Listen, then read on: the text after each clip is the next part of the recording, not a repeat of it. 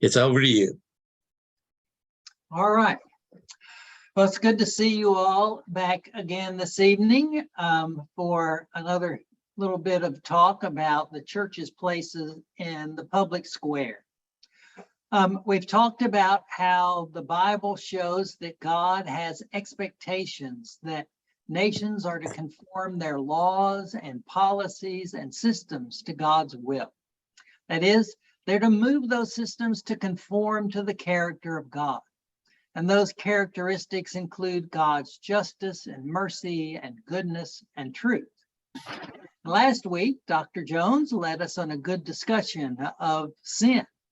And what became evident is that sin is not just about individual deeds, but it's also corporate. It is we sin as a group, and we sin because of the systems in which we live. And I think that's an important point as we go forward and think about why the church as a community is called to respond to the sin that's in those systems. So tonight I want us to turn to think about how to reform those sinful systems. Not in details, but in what kinds of values and beliefs we should be using to think about how to reform those systems. Now, the church has baptized a lot of cultural values as we've talked about before. And the recognition of systemic or corporate sin means that the church can sort of critique itself as it has done that sort of bringing in and accepting of those values.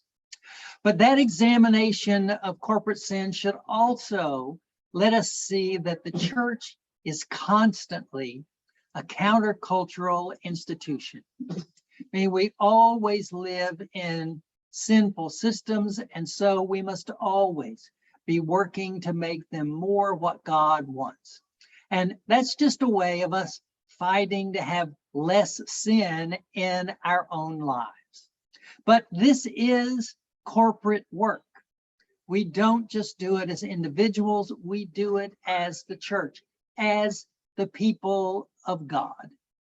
And I think that working on or talking about trying to influence policies on social issues is a part of working toward ridding our lives of sin and moving our communities to being less sinful.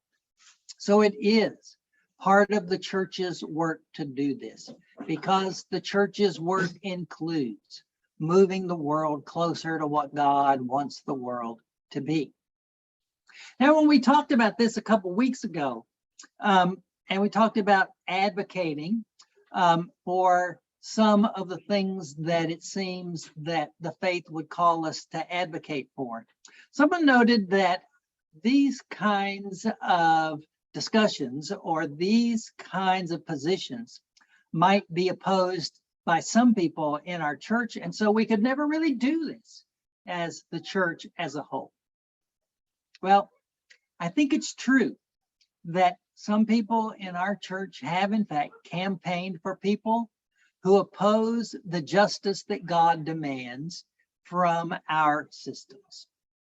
So we don't begin a discussion by looking at particular hot button issues or by looking at exactly who to vote for, but we begin our discussions at the level of Christian values. That is, the important thing for the church to do is to be able to begin to distinguish between Christian values and cultural values, and then make sure that what we support as a community and expect our community to support are the Christian values, not those that our culture has adopted, that our culture finds to be what means we're successful. So I hope that part of what we can do here is begin to see the kinds of values that the biblical witness calls us to embody. And then we can think about how we do that in relation to various issues and questions. And our goal, of course, is not to condemn anybody's past behavior in these matters, but to move the church and its members closer to God's will. So while it's difficult, I think it's important that this becomes the church's work, not just some of us, not just individuals, but it is the church's witness to the world of who God is and what God wants. So tonight, I want us to start in that direction by looking at something that we all say and believe. And that is that we should follow the example of Christ. Everybody on board with that value? Sort of, we're all good there, right? Everybody says that the way that we live our Christian life is to follow the example of Jesus. And usually when we say that, we mean things like, well, we're going to be nice, and we're going to be kind, and we're not going to get really angry at people, and we're going to let people off who offend us, and we're not going to retaliate when people do us wrong, and we'll be involved in benevolence projects. But we almost never think, well, that means that we take particular political outlooks. But I think that's a mistake. I think actually the example of Christ calls us to look at something beyond sort of our individual acts. I want us to talk about this evening the communal meaning of imitating Christ. And to do that, I want to focus our attention on the way that the cross of Christ gets talked about in the New Testament. Because in the New Testament, the cross is absolutely central in calls to imitate Christ. It is when you look at the times that people are called upon to imitate Christ, it's very seldom that it's patting children on the head. Most of the time, it has to do with the cross. So I want to talk this evening, first of all, about uses of the cross in the New Testament, what it's used to teach and to talk about. So outside the passion narratives and the descriptions of the events of the crucifixion, there are a total of 31 references to the cross or crucifixion in the New Testament. Now, oftentimes, we hear talk about some writers in the New Testament being just so focused on the cross and atonement and those kind of things that they can't see anything else. But I think we'll see this evening that that's not usually the function of the cross. In fact, the cross is said explicitly to bring salvation only 3 times in the New Testament. Okay. Now, I want to be clear, I'm making a distinction here between talking about the death of Jesus being what brings salvation and specifically the cross. There's lots of talk in the New Testament about how the death of Jesus brings salvation in some way, but it is almost never talk about the cross or crucifixion. So you have those 3 times that the cross is said to bring salvation. There are another 6 times out of that 31 that it's assumed that the cross has a saving function.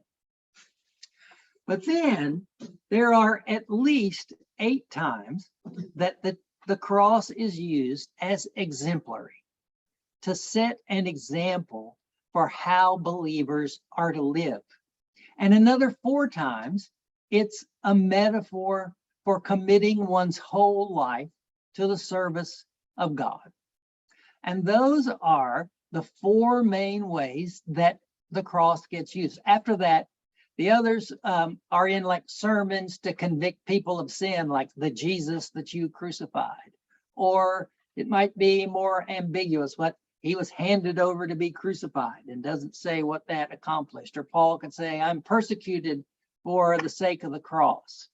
Now, so things like that are all the other references outside the passion narratives to the cross. So the predominant meaning of mentioning the cross in the New Testament is that it sets the example for how believers are to live. It means that one has to fully commit one's own life to this journey of faith. And some of those passages are in the Gospels that talk about take up your cross and follow me. So, for example, in Matthew 10:38, Jesus says in a passage that is troubling in a lot of ways that he has not come to bring peace. Rather, he has come to bring a sword to divide families. And that if you're not willing to leave those commitments behind, then you cannot be his disciple. And so he says, if you want to be his disciple, you must take up your cross and follow me. Otherwise, you are not worthy of me. So here he calls on followers to abandon other commitments if they conflict with devoting themselves fully to Christ. And abandoning family commitments in the first century would often have had financial implications as well, as many people sort of stayed in the family business. So you would have been cutting yourself off from all kinds of social and economic status and promise if you turned away, as Jesus demands in this passage, from those commitments to family. And then we get other references like that from Jesus when you first get the confession of Jesus as the Christ.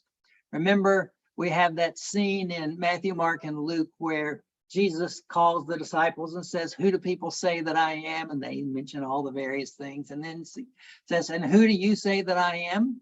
And Peter pipes up and goes, you are the Christ. You are the Messiah.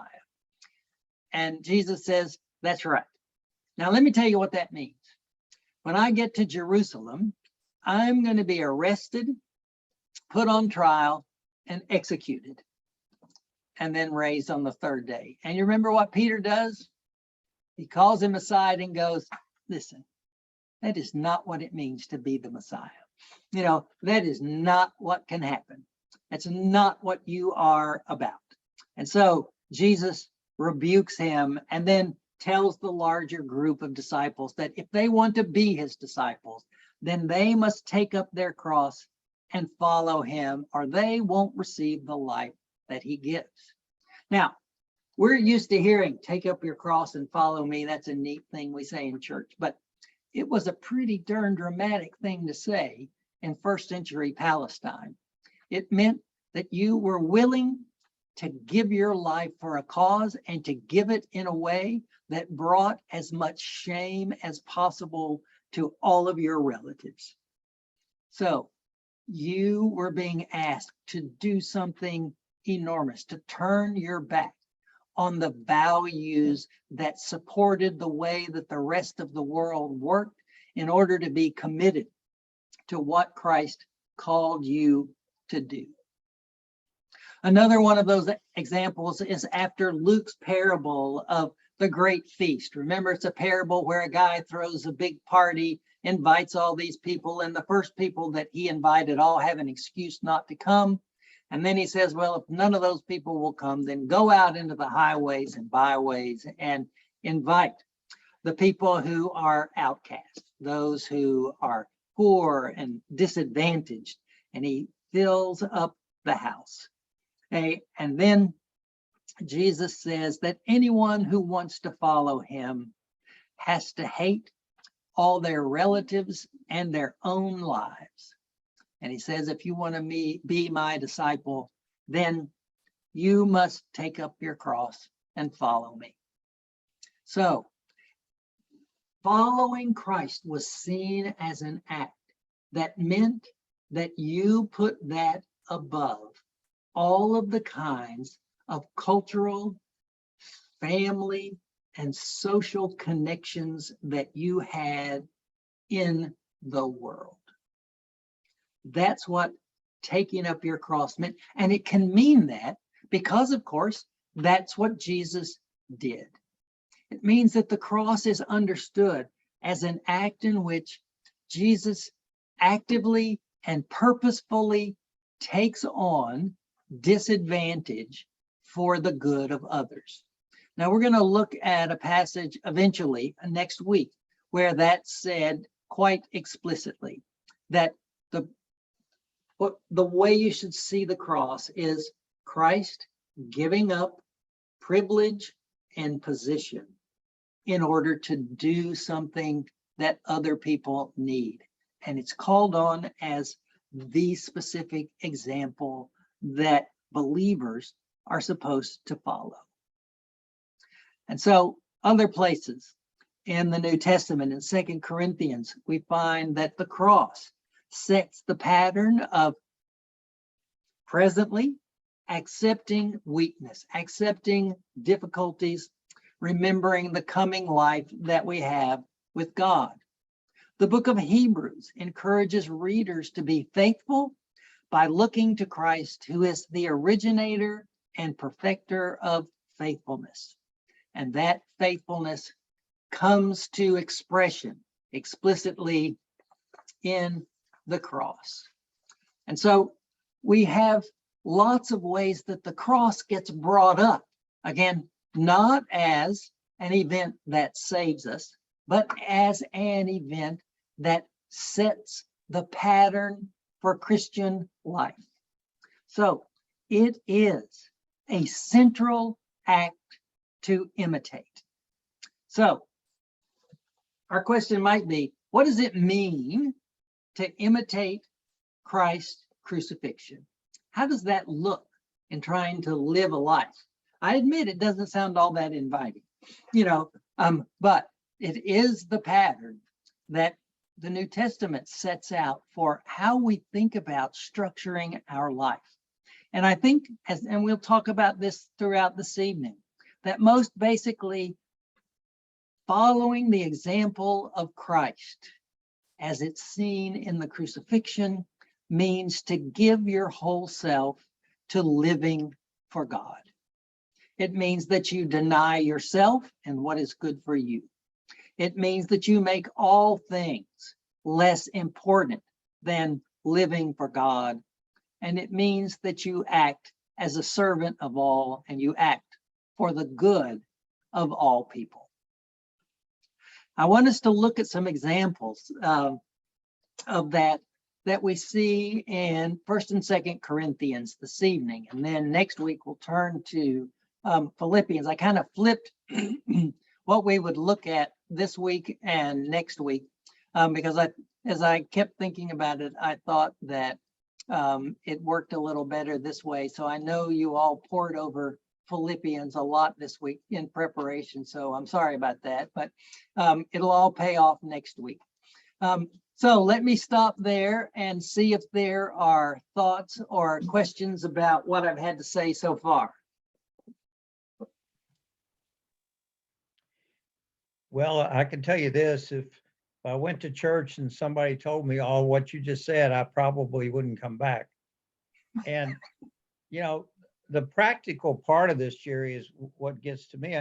I mean, it sounds like unless we all become Mother Teresa and willing to, live in the slums of India, we're not dedicating ourselves to God or following Jesus. Mhm. So there's a big gap or hole between what we do and the kind of examples you've been giving. Yes, there is.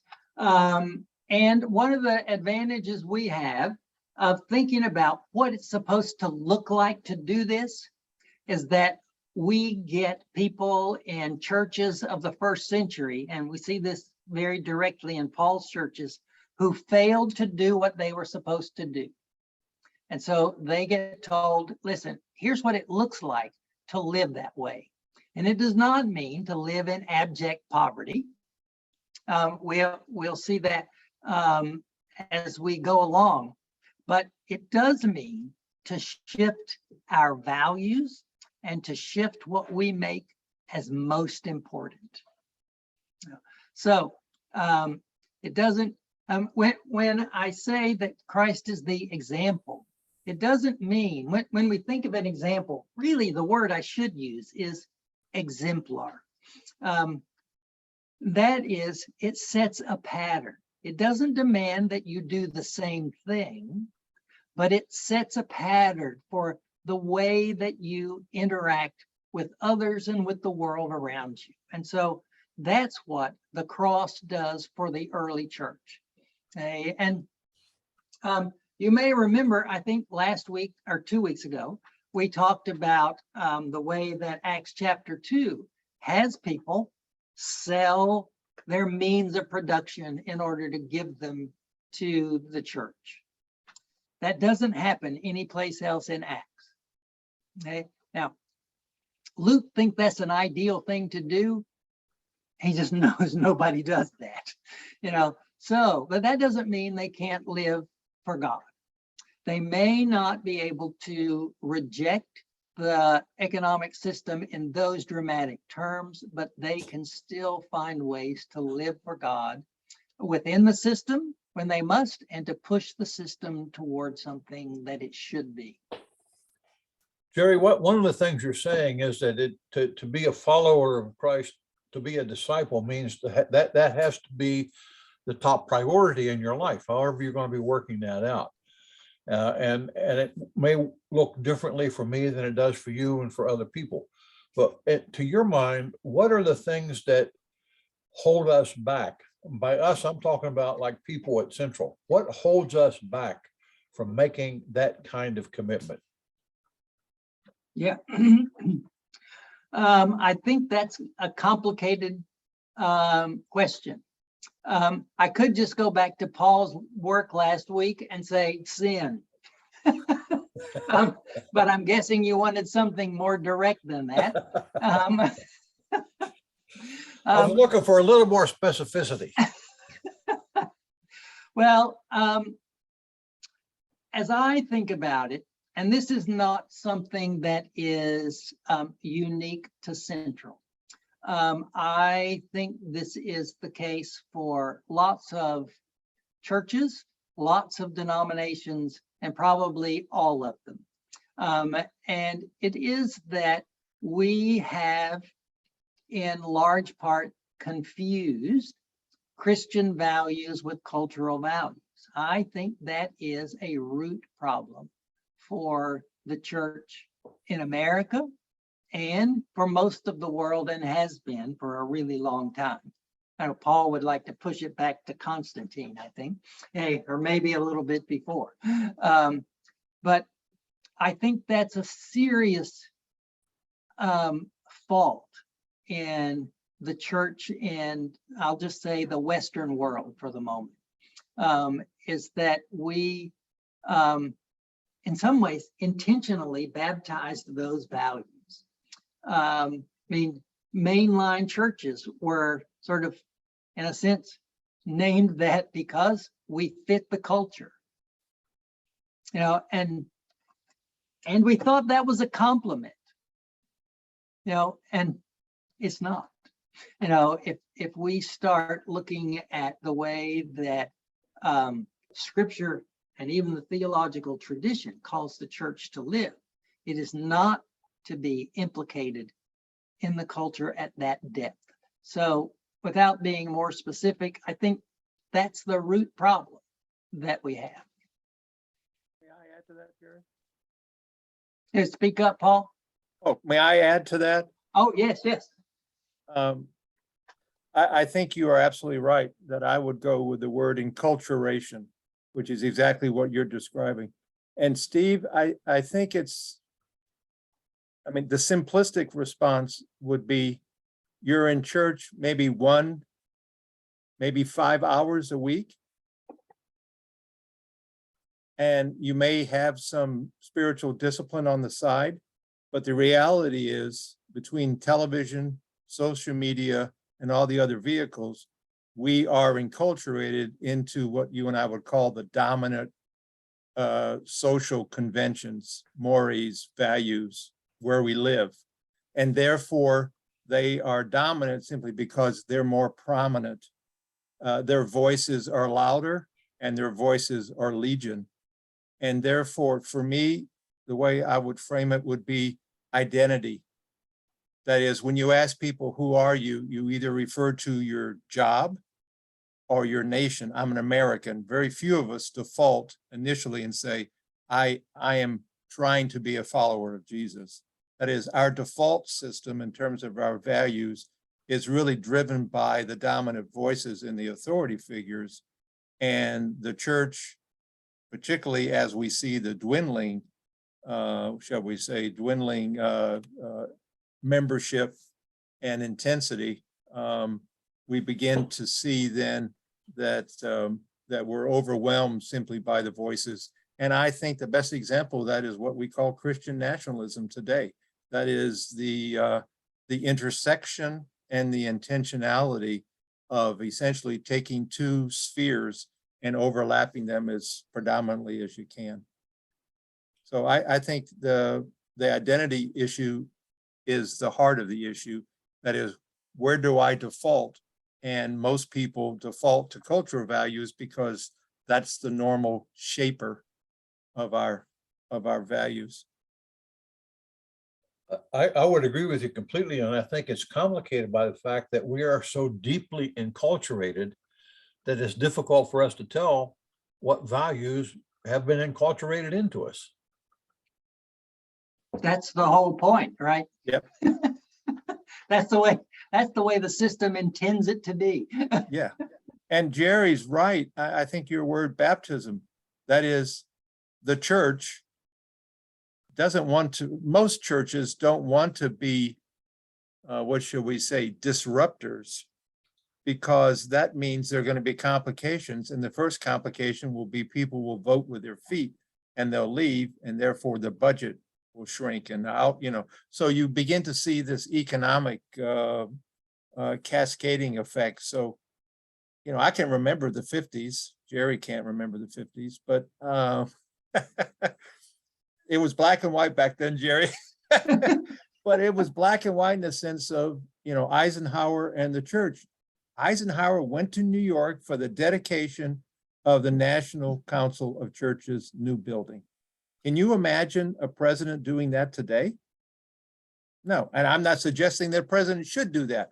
I'm using that example of whatever it was, 53, 54, as a way to say the overlap between church and American values was almost complete, and it was assumed. Yes, and I think that is a problem for the left and the right. We just take different manifestations of those values and use them. And so we can criticize each other, for being enculturated and not recognize that we do it. And I think Paul brought up last week, one of the prime examples is that we almost always talk about salvation as just about an individual.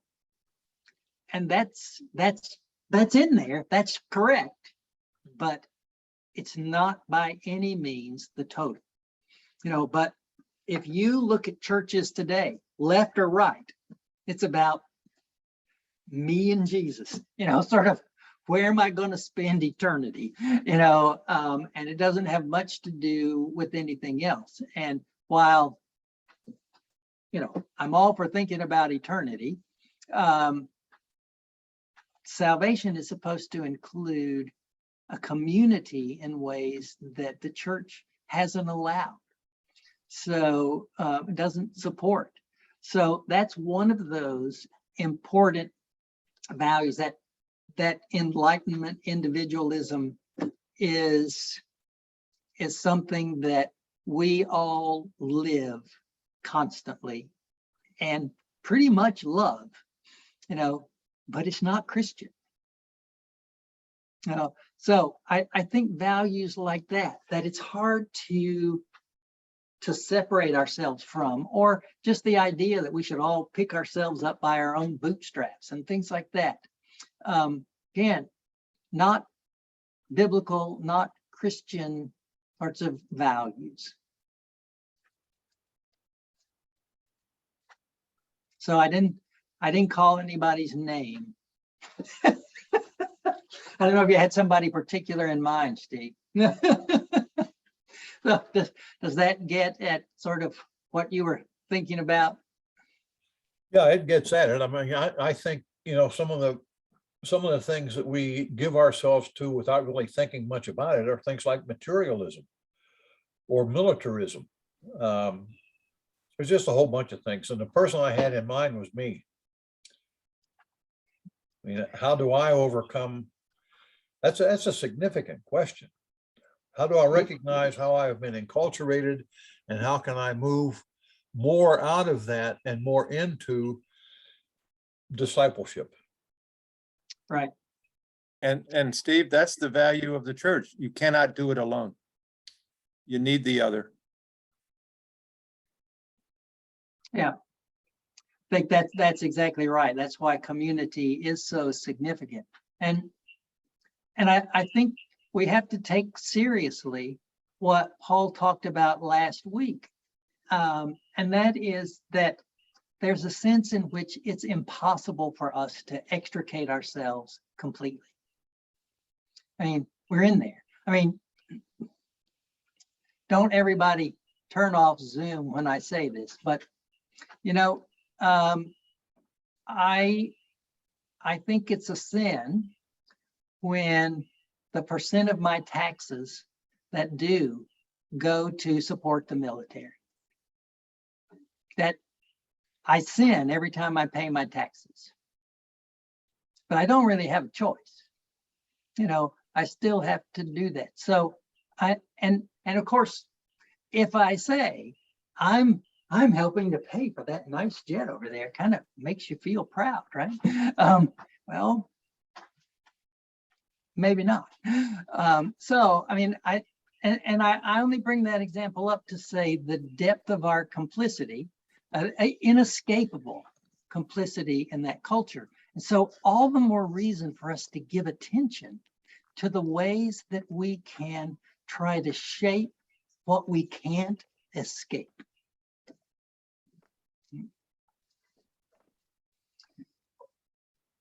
All right, other thoughts?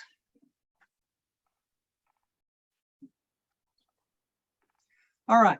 Well, so that we don't think we all have to be Mother Teresa, I want us to look at 1 Corinthians and see the way that Paul called on a church there to live out the value that I'm talking about.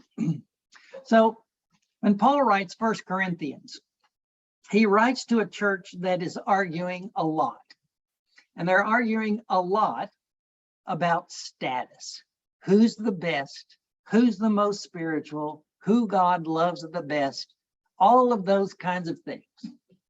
And they base their answers on who's the leader in their church. They base it on their previous social status.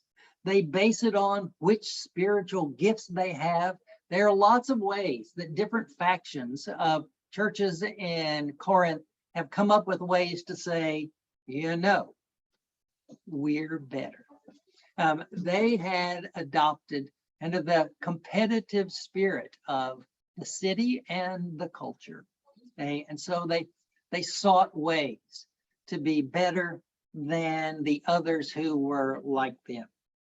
So Paul devotes nearly the whole letter to those kinds of questions because they have sent him questions, and the people who brought him the letter have sort of tattletaled on the rest of the people in church. It's like, they didn't put this one in there, so he's heard some things and he's read some things. And so he responds to specific questions and problems beginning in chapter 5. But chapters 1 through 4 really address one larger issue, and that is the question about people claiming status because of who the leaders of their church is. And the way he responds to it is to set out what he sees as Christian spirituality.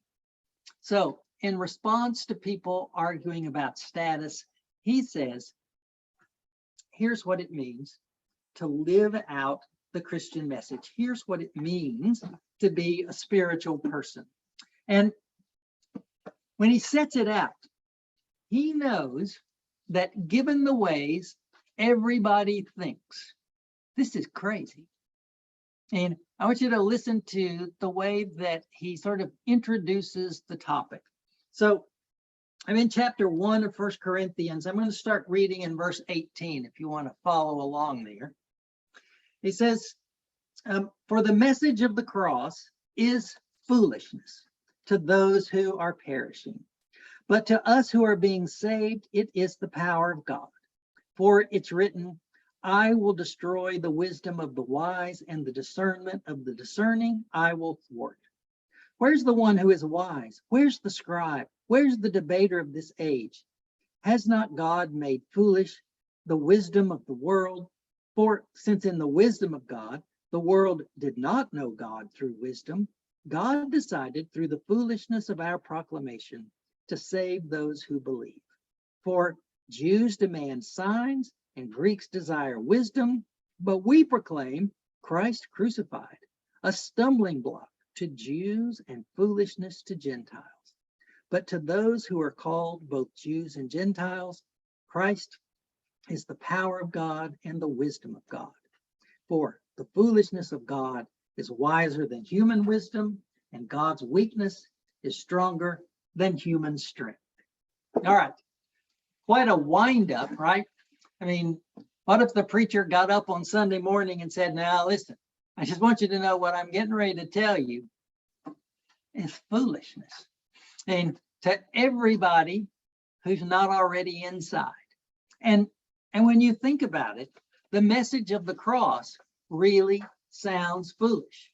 I mean, who would think that you could say that the execution of a political prisoner in the backwater of Palestine established a relationship for God for everyone in the world? You know, well, I'm not sure about that.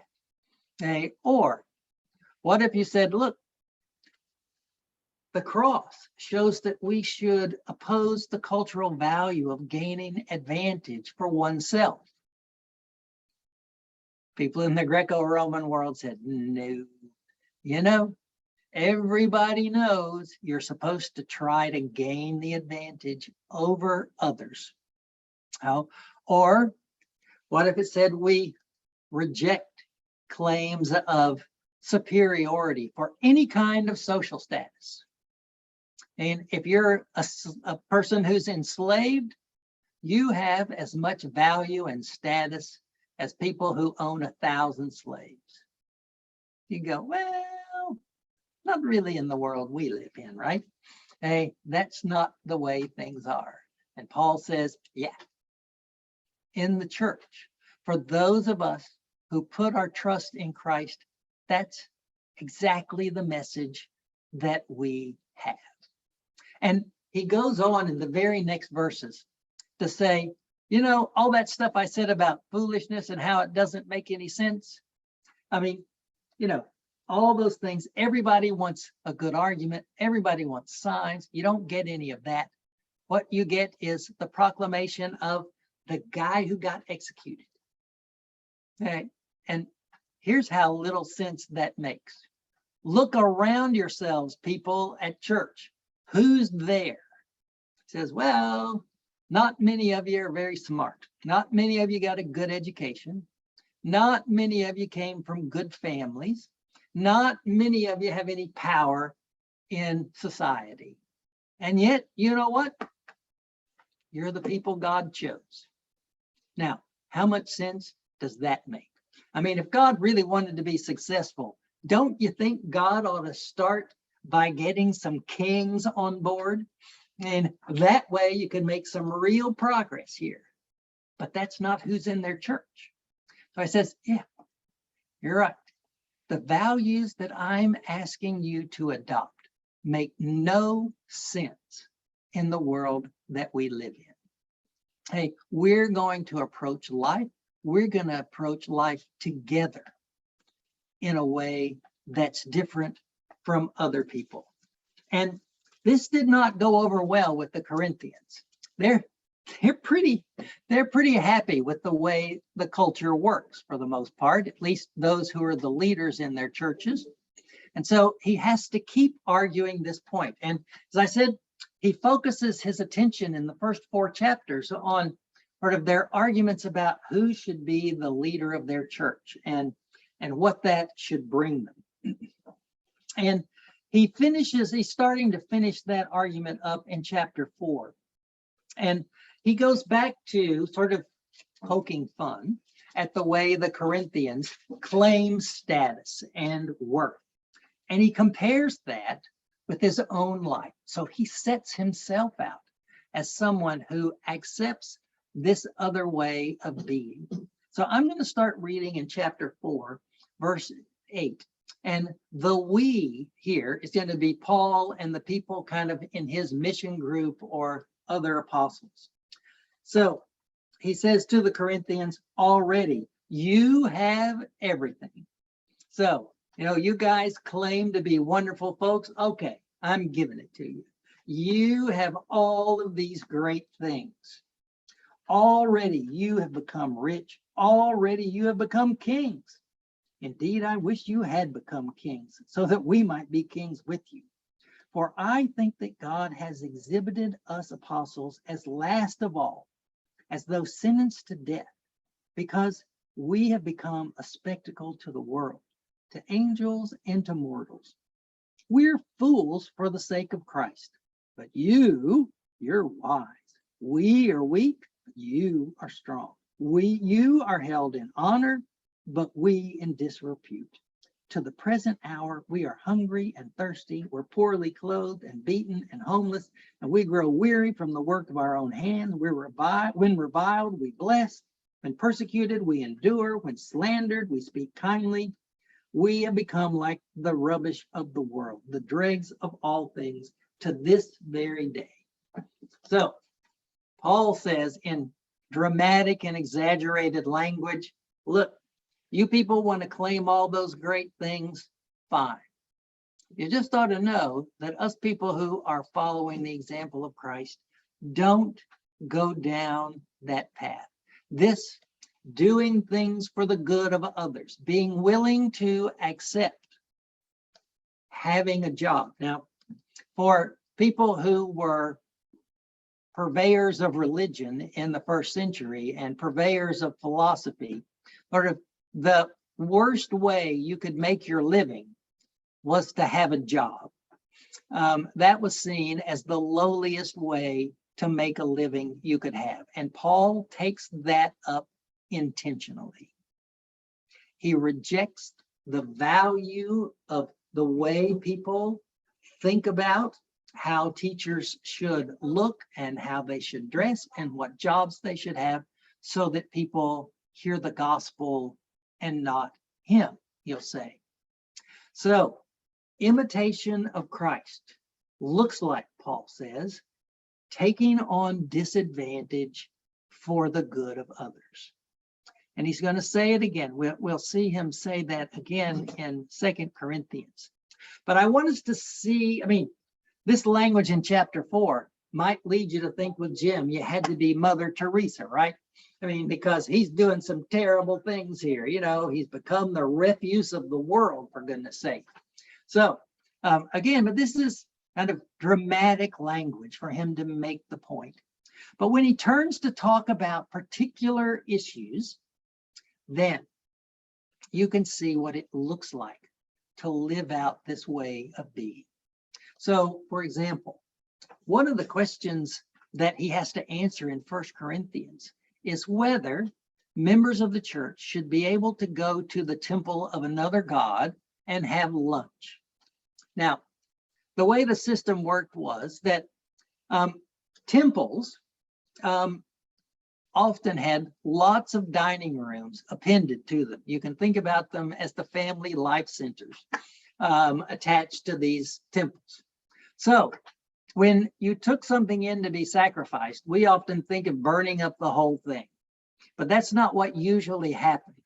in Greco-Roman religions and in earlier ancient Near Eastern religions, you bring in, let's say, your sheep. You offer the sheep to the god takes it, but then the only thing the god wants, the only thing gods like to eat apparently, are the fat and the guts. So that's what the god keeps. The temple keeps maybe a fourth of it for expenses, and you get the rest of it back. So you have a barbecue. I mean, it's a big time to have a big celebration. That's why temples have dining rooms, because once you offer a sacrifice, you need some place to eat it, because you get it back. And one of the ways that temples functioned is that a particular god would be a god of a particular trade. So you might be a shoemaker, and so your trade guild met at the temple of the god of shoemakers. And so you would go to the bi-weekly or monthly meetings, or however often they were. You would have lunch with fellow shoemakers in town. You would, talk about, buying leather in bulk, or you'd talk about, whatever it was, making deals with each other, so that it kept sort of the wheels moving in your profession. You stayed connected with people in your profession. So the question is, can you go to that lunch if you're a member of the church? Because it's at the temple of another god. You're eating food that's been sacrificed to another god. So can you go? And some people at Corinth said, yes, I can go, because I know that's not a real God. And so I want to keep up those economic and social contacts. So I want to go. So yes, it's good to go, because I know there's only one God. Other people go, oh man, those gods are real. And if I go there, I'll be honoring that God. So I don't think we should go. So how do you decide what to do? Well, Paul says, first of all, those people who say there's only one God, and so there's nothing really going on with that food, they are right. There's only one God. Now, that should lead you to the conclusion of, we get to go to lunch, so we're going. And Paul says, while they're correct, you cannot go.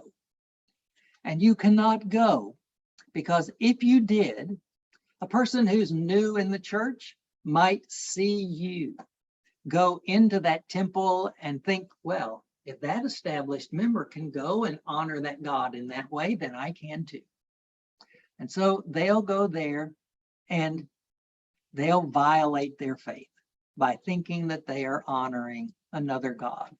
And so, even though in and of itself, it might not be wrong, you are not allowed to do it because it harms a fellow church member.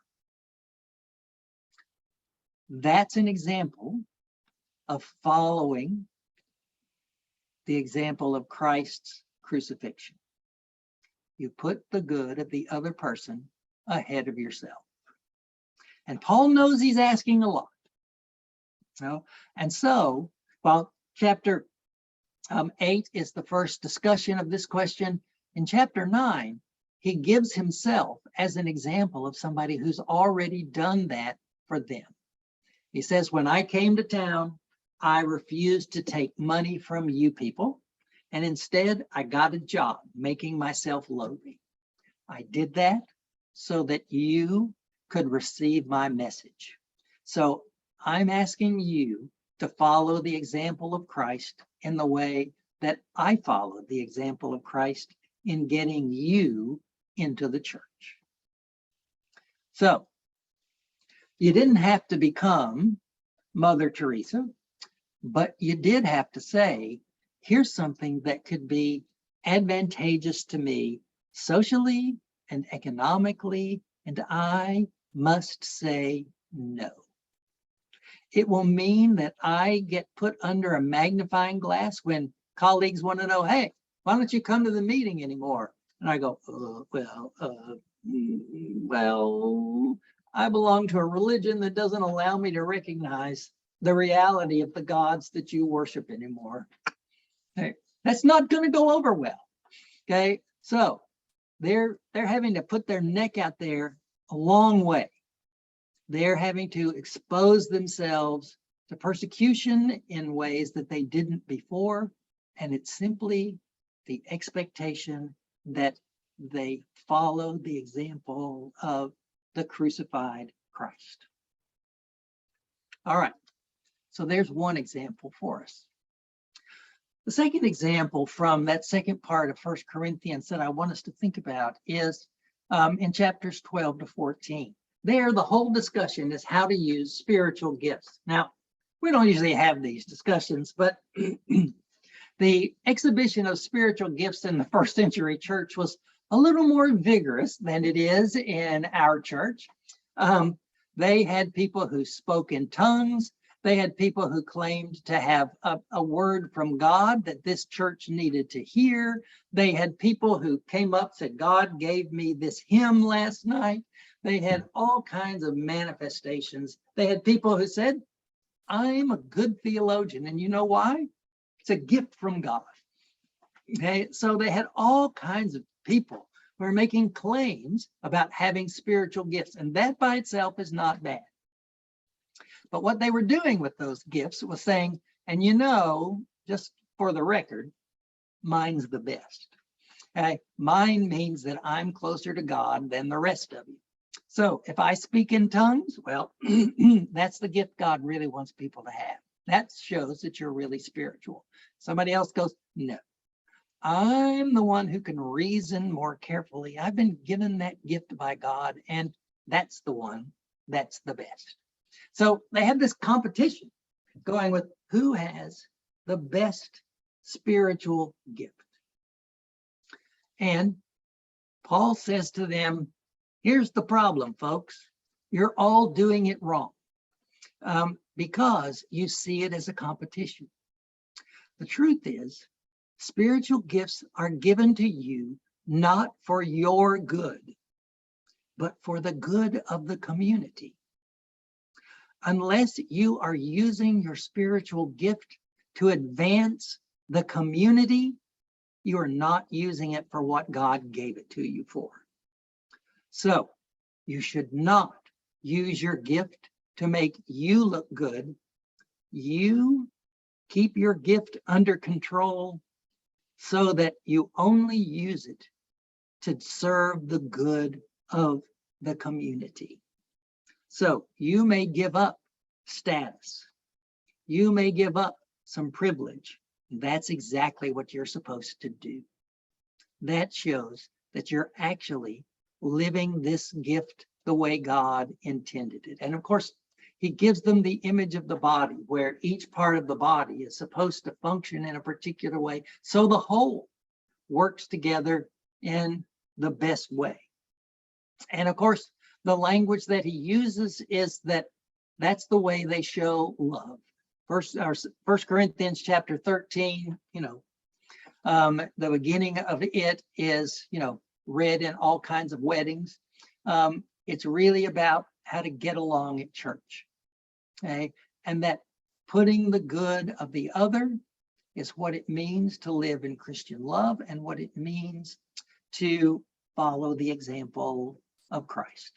So following this example of putting the good of others first is a central demand of community life, as Paul talks about it in 1 Corinthians. And that was an exceedingly countercultural claim in the first century. I mean, they were all about making yourself look good and important. And Paul says, if you are in the church, you must reject that way of forming your life and living in relation to others. All right, let me stop there and see if there are thoughts or questions. I have a question, Jerry. when you were talking earlier about paying taxes to the military, and I understand the connection there, that paying taxes kind of contributes to the systemic sin of all. And I'm no defender of the military. However, it seems to me that when Christ said, render unto Caesar that which is Caesar's and that which is God to God, he probably had to pay taxes at some point in his own life. I mean, I'm guessing, I don't know that for a fact, but does that mean he's contributing to systemic sin as well? Does that make Christ a sinner? It does mean that he contributed to systemic sin. And he knew that he did that. He didn't sort of exempt himself from being someone who was trapped. And actually Romans 13, where you're quoting from, is, the one thing he actually tells them they have to do is pay their taxes. Yeah. But what we should remember about that at the same time is that Paul, when he writes that, and that passage stands out from the rest of Romans in a really strange way. He's been saying for chapters that God is not in control of the world at the moment. Sin and death rule the world. And then he says, oh, by the way, God establishes governments. You go, wait a minute, there's something wrong here. That's not the way you've been talking for the last 12 chapters. So it's a very odd thing for him to say. So odd that some people have said he must not have written it, but I don't think that's right. But what I do think is that he stands in the tradition of the Israelite prophets. The Hebrew prophets also said God establishes governments, including the Babylonians. Now, does that mean that the Babylonians always pleased God? Well, no. Just look at the stories in the book of Daniel, right? You always have somebody threatened with death because they had to oppose what the king told them to do. So even if you follow that prophetic tradition, which again, I think is pretty incongruent with most of what Paul says, but if you do, that doesn't relieve God's people of the necessity of critiquing what they call people to do, okay, and trying to influence it. So the prophets who say God established these governments also say, and God holds them responsible for the way they govern. So it doesn't have to be kind of an either or sort of thing. Yes, we have to pay them. And can you imagine if Paul had written to the church in the capital of the empire and said, hey guys, don't pay your taxes? Right. How long would there have been a church there? Yeah. Well, not long. Yeah. And be the same for us, right? If we went, okay, I've decided I'm not going to pay the percentage of my taxes that goes to things I don't believe in. Well, I'd be in jail fairly fast, as would we all, right? So, that there are ways in which we stay in the world in order to be able to shape it to be closer to God's will. And some people, right, have tried to escape such questions by becoming hermits. So we go off and live by ourselves, but almost always those people are dependent on people who stay in the system, bringing them food and clothes. Yeah. So they don't actually get out of the system in the ways that they might hope. So yeah, we do pay. We're stuck doing it. And so if we want to change what it goes for, then we have to elect the people who will choose to spend that money differently. But I think even the need for nations to have armies shows us the fallenness of the world and the way that we are all across the whole world stuck in systemic sin.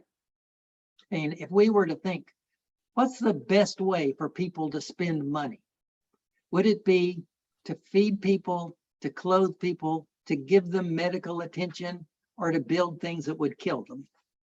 You know, we go, okay, we know the answer to that. But we also know that if the United States said, listen, guys, we've given up having an army. All right, so everybody just be nice to us, you know, and we're just going to be ourselves here. How long do you think we'd be a nation? Not very long. Yeah, about a week, however long it took somebody to mobilize their troops and get them here. And that would be that, you know, so a nation can't exist without sort of participating in that sort of brokenness of the world. Yeah, thank you. Good answer. Jerry, let me ask a different kind of question. You were talking about Paul saying to the people of Corinth, basically that they are to love one another, and that love means putting the needs of others above your own needs. Does Paul intend that to be in-house only, or is that how the Christian community is to act towards people outside of the church? Yeah. Well, his immediate discussion at Corinth is about internal, sort of how do we behave toward one another. But when we turn to 2 Corinthians, what we'll see is that Paul says he does that for people outside the church, so that his very missionary method employs that model.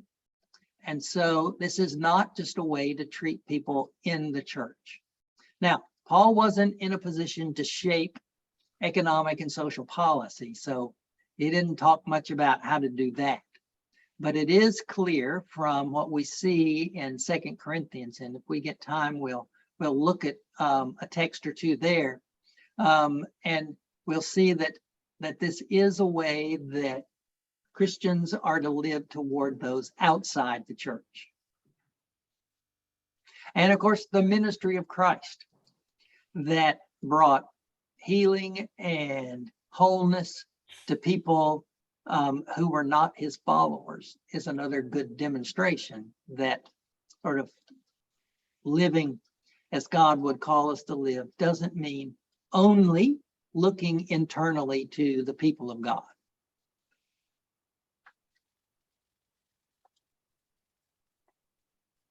Jerry, I was thinking that individually, I probably have a better chance of doing some things that show my attitude toward God on my own. But that practically speaking, trying to have a voice in the church to deal with this seems almost impossible. Yeah. Well, I think the way that we do that is to begin to expect it of our leaders. We don't all have a voice that we can, sort of make the arguments and present things to groups, but we can begin to say of the leaders we have and the leaders that we might select that we find these things to be necessary and that they should be part of the message that we proclaim regularly. So we can, I think, not just if just you do it, but if you do it and I do it and everybody here does it and everybody who is convinced of these values begins to say, listen, as a church, we need to begin to say this, okay? And we need to have discussions among ourselves that are not damning of what people have done, but that do call us all to repent of the way that we have ignored sort of the differences between our values and the values of the culture, and begin to move us as a community toward this kind of witness to what God wants in the world. So you're right, just one person can't do it, but one person can be part of the yeast that, infects the whole lump. And I think that's what we would hope would begin to happen as we talk about these things and try to think carefully about how we do better at following the example of Christ.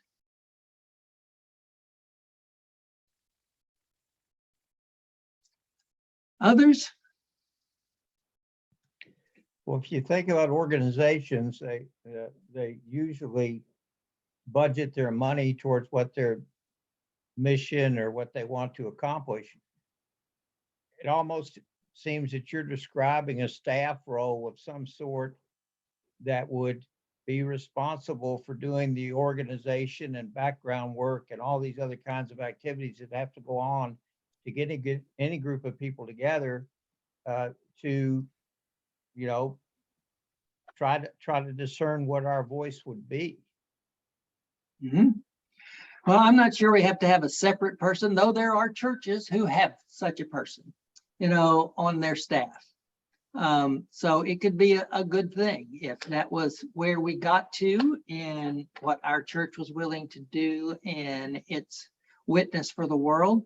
But we also have staff people who are capable of doing these kinds of things and who, if they're not, can be helped to get some of the equipping so that we can have that stronger voice. So I'm not sure any of us are ready to go to the board and say, let's expand the staff by one. But it's not that I would be against that. But I think that there are lots of steps between hiring a new person and sort of being more silent as a community than we might be. Jerry, that can happen on multiple levels as well. Obviously, Central has or did have Shalom Symposium. We obviously have a lot of outreach programs, but as disciples, we have people dedicated in terms of the larger denomination, Canada, United States, to do things on behalf of us, whether it be refugee resettlement or whether it be disaster relief, all sorts of things. And then on a national level, you could talk about the Poor People's Campaign and William Barber, who is a disciple minister. So there are different manifestations of that, which we can plug into as our desires. Right. Yes, I think that's right. And I think Paul brought up two kinds of work that the church does that I would like us to be continually working in, but also to keep separate. And one of them is response. That is, we respond to people in disasters. We respond to people being poor, needing food. But that's only a sliver of what the church should be doing. We should be majoring in changing the conditions that put people in those conditions. So that's I think the hard thing to do. I mean, I think lots of churches do really well at responding to need. We have God Pantry. That's a great thing. We have all kinds of good things, but I think that we also, as the church, not just Central, but the church overall, needs to be involved in working to make God's Pantry obsolete, to make it where we don't need those kinds of services because the systems that we live in are just and merciful. And we should mention that at Central, we actually have a committee that works on these kinds of things regularly, and so we do have a group that is sort of stirring to make us more conscious of these matters. So there again, you don't have to work just as Can I say something? Absolutely. You hear me, or is this a problem? You hear me, or is it garbled? You're a little garbled, yeah. Well, I'm driving. So Okay, I'm now trying you're to do clear. this. Okay, it's where I'm at. Okay.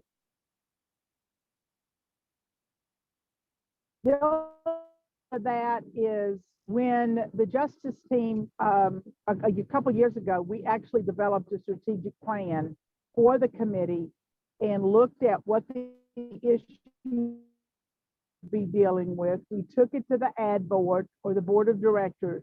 So we are basically the hands and feet, or at least the voice of some justice issues. We don't have the market on all of it, of course, but what we do is, with the blessing, so to speak, of the board of directors and the staff. So we operate within that, and there's lots of things that we have done or want to do. So anybody that is wondering, we're going to be talking about that in the fifth 3D session. But I just wanted to kind of let you know, some of you know where that came from, that we didn't just operate in a vacuum. Yes, thank you. Good, Connie. And of course, you're willing to take any new recruits who are willing to join you, I'm sure. Absolutely. I'm taking names. Yeah.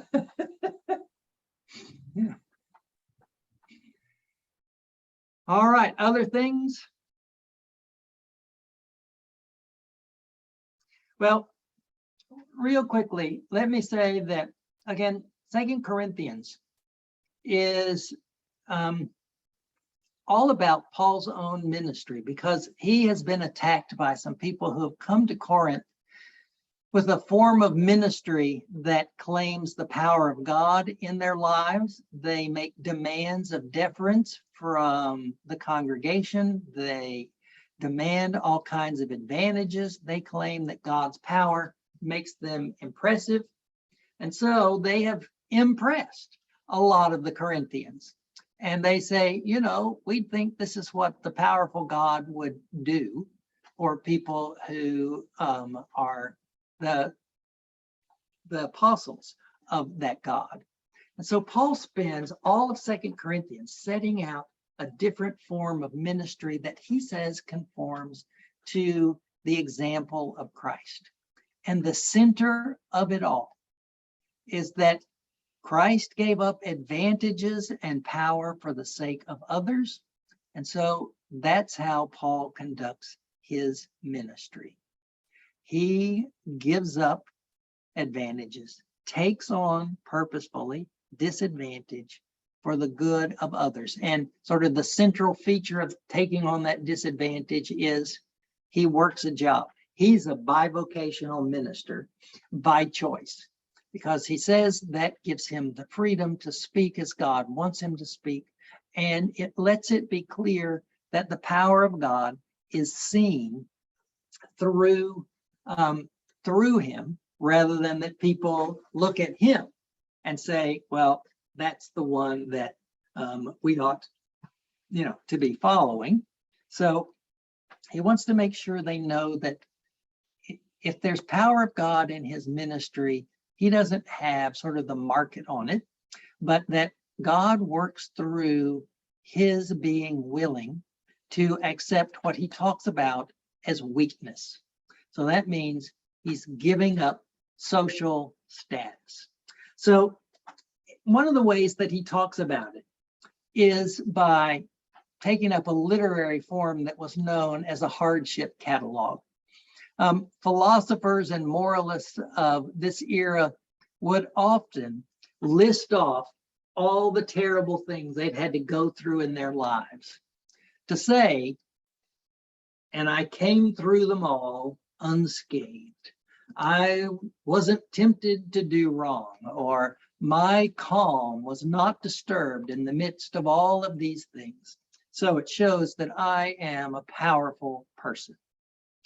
Paul takes that literary form and, in a sense, turns it on his head. He says, these are all the terrible things that have been imposed upon me, that I have taken upon myself, and they don't show how strong I am. Instead, they show how strong God is. And so he makes it really exaggerated sounding again. He's certainly not beyond using powerful rhetoric to get his point across. So I want to read in 2 Corinthians 4, just one of these, and there are 3 of them in 2 Corinthians. I want to read this one hardship catalog. It's in chapter 4, and I'm going to start reading in verse 8. He says, "We are afflicted in every way, but not crushed, perplexed, but not driven to despair, persecuted, but not forsaken, struck down, but not destroyed, always carrying in the body the death of Jesus, so that the life of Jesus may be made visible in our bodies. For while we live, we are always being given up to death for Jesus' sake, so that the life of Jesus may be made visible in our mortal flesh. So life is at work in us, or death is at work in us, but life in you." Now, Paul, the we in this passage is Paul and his sort of missionary company, and the you is the Corinthians. He says, "We have endured all those things for your benefit."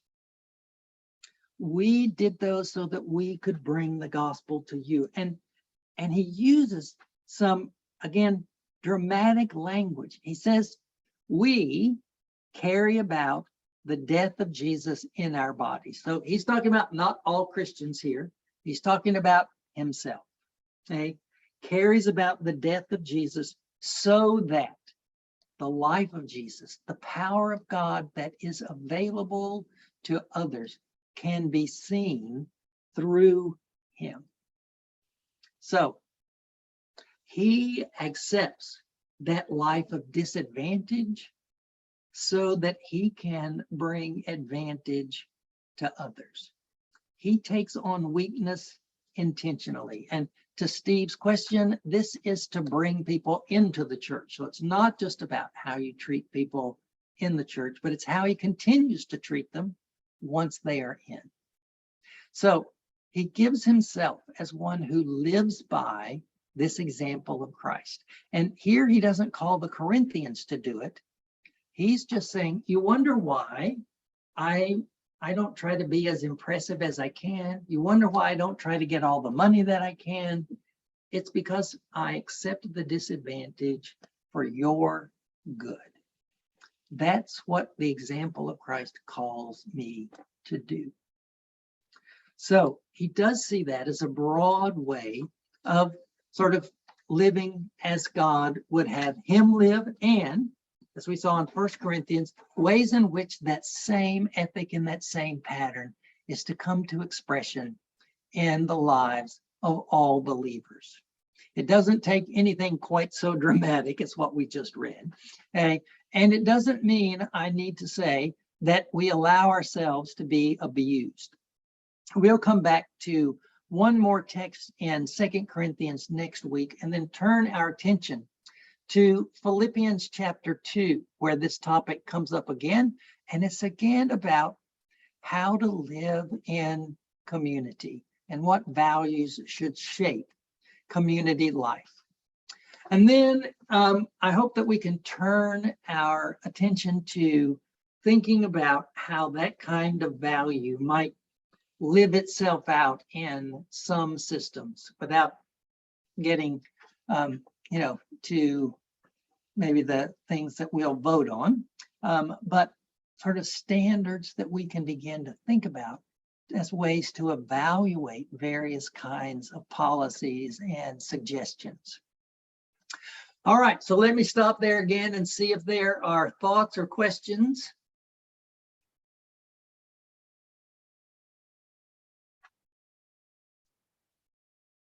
Jerry, Yes. is your framing of the issue I'm trying to frame my comment in neutral terms. Is this a minority or a majority position among churches? It seems to me that the discussion we need to have on one level is intra-church.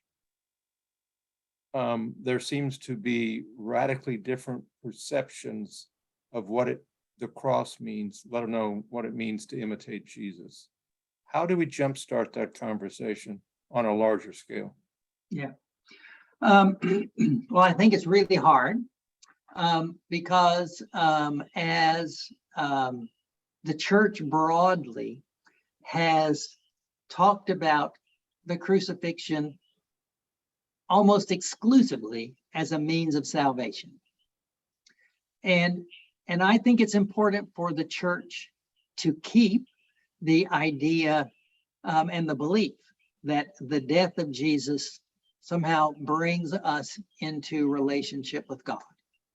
But I think it's important for us to note that we have shifted the vocabulary in the history of the church, so that while the New Testament talks about the death of Jesus doing that a lot, it doesn't use the cross to do that.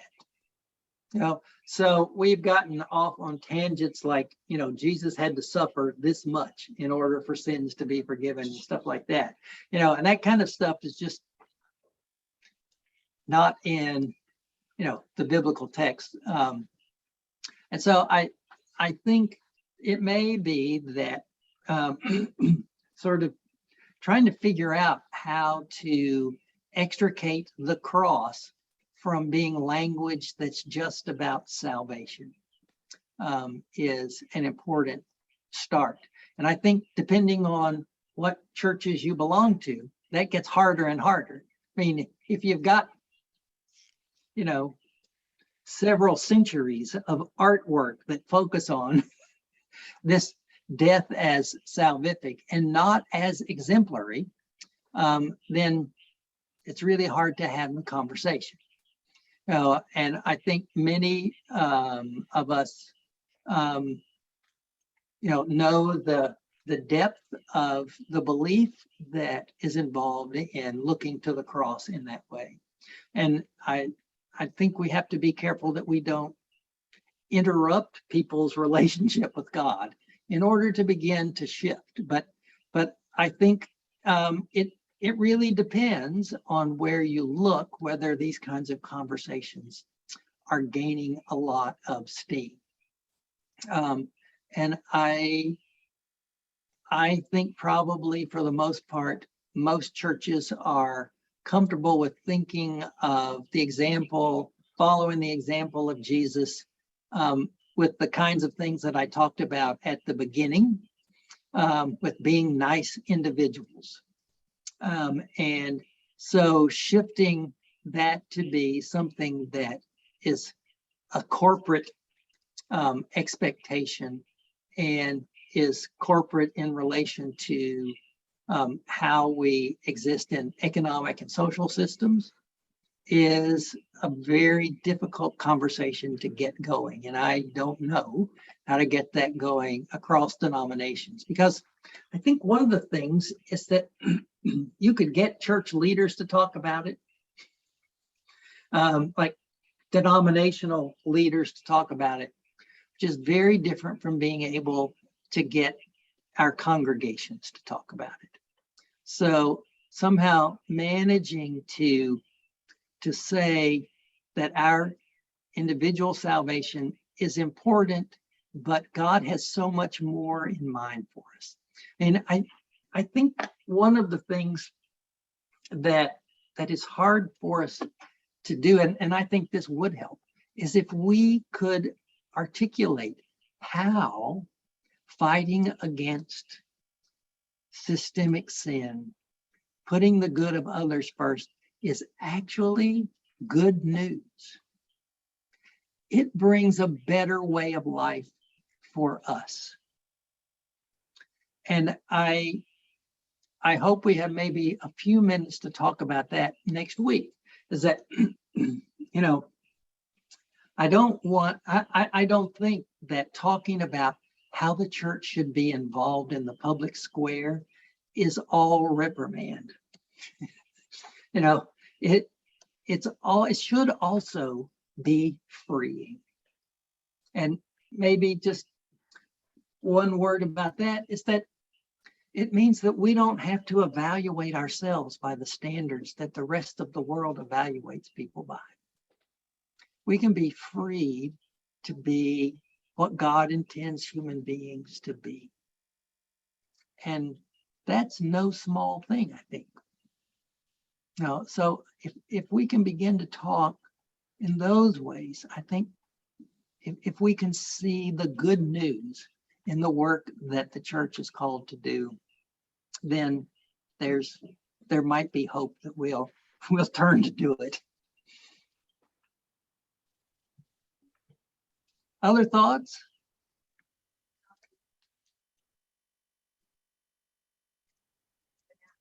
All right, well, I think we are out of time this evening. So thanks for everybody for being here, and to Steve for recording our message for us. Okay, and again, I promise we'll do Philippians chapter 2 next week. So if you want to read that or the whole letter of Philippians, it'll be a good setup for what we'll talk about next time. So, Thanks, all Eric. right. Good to be with you all. Thank you. All right, You're thanks, welcome. Garrett.